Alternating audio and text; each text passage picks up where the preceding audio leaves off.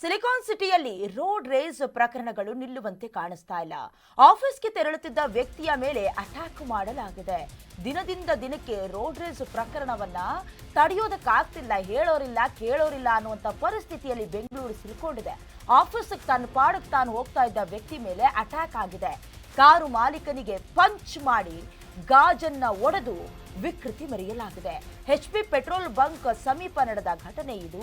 Brooke field ಬಳಿಯ HP petrol bunk.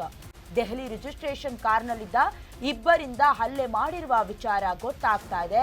ಇನ್ನು car number DL 8CAZ 2473 2473 ಇದು ಕಾರ್ ನಂಬರ್. ಇಲ್ಲಿದ್ದವರು ಕೃತ್ಯ ಮಾಡಿರೋದು ಗೊತ್ತಾಗ್ತಿದೆ.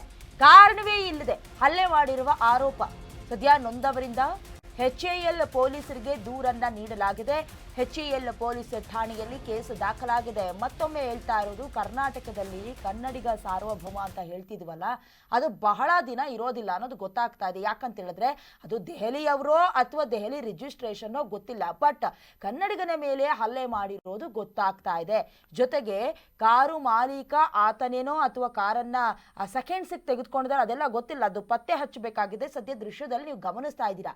ದೆಹಲಿ ರಿಜಿಸ್ಟ್ರೇಷನ್ ಕಾರ್ನಲ್ಲಿದ್ದ ಇಬ್ಬರು ಹಲ್ಲೆ ಮಾಡಿರೋದು ಗೊತ್ತಾಗ್ತಾ ಇದೆ. ಕಾರ್ ನಂಬರ್ ಗೊತ್ತಾಗಿದೆ.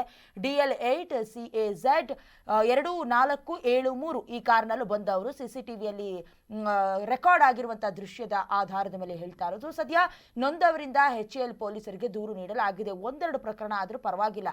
ಜಸ್ಟ್ ಹಾರ್ನ್ ನೋಡಿದ್ರು ಗಲಾಟೆ, ಅದಾದ್ಮೇಲೆ ಟಚ್ ಆದ್ರೂ ಗಲಾಟೆ, ಜಸ್ಟ್ ಗುರಾಯಿಸಿದ್ರು ಗಲಾಟೆ ಮಾಡುವಂತಹ ಪರಿಸ್ಥಿತಿಲಿ ಇದೀವಿ ನಾವು.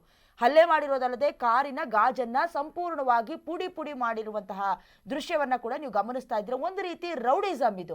ಯಾಕಂತ ಹೇಳಿದ್ರೆ ಮಾತುಕತೆಯಲ್ಲಿ ಅದನ್ನ ಸಂಧಾನ ಮಾಡ್ಕೊಳ್ಬಹುದು, ಅದೆಂತ ದೊಡ್ಡ ವಿಚಾರ ಆದ್ರೂ ಹೌದು. ಆದ್ರೆ ಈ HAL ವ್ಯಾಪ್ತಿಯಲ್ಲಿ ನಡೆದಂತ ಘಟನೆಯನ್ನ ನೋಡಿದ್ರೆ ಎಂತವ್ರಿಗೂ ಕೂಡ ಗಾಡಿ ಓಡಿಸೋದಕ್ಕೆ ಭಯ ಆಗತ್ತೆ. ಎಲ್ಲಿ ಹಲ್ಲೆ ಮಾಡ್ತಾರೋ, ಯಾಕಂದ್ರೆ ಗಲಾಟೆ ಮಾಡೋಕೆ ರೀಸನ್ ಇರಬೇಕು. ರೀಸನ್ ಇಲ್ಲದೆ ಗಲಾಟೆ ಮಾಡ್ತಾರಂತ ಹೇಳಿದ್ರೆ ಏನು, ನಾನೇ ಫಸ್ಟ್ ಹೋಗ್ಬೇಕು, ನಾನೇ ಮುಂದೆ ಹೋಗಬೇಕು, ಏನ್ ರೇಸಿಗೆ ಬಿಟ್ಟಿರ್ತಾರ ರೋಡ್ನಲ್ಲಿ ಅಂತ ಗೊತ್ತಾಗೋದಿಲ್ಲ. ಸಂಬಂಧಪಟ್ಟಂತೆ HAL ಪೊಲೀಸ್ ಠಾಣೆಯಲ್ಲಿ ಕೇಸ್ ದಾಖಲಾಗಿದೆ. ತನಿಖೆ ನಡೀತಾ ಇದೆ CCTV ದೃಶ್ಯವನ್ನ ಆಧರಿಸಿ.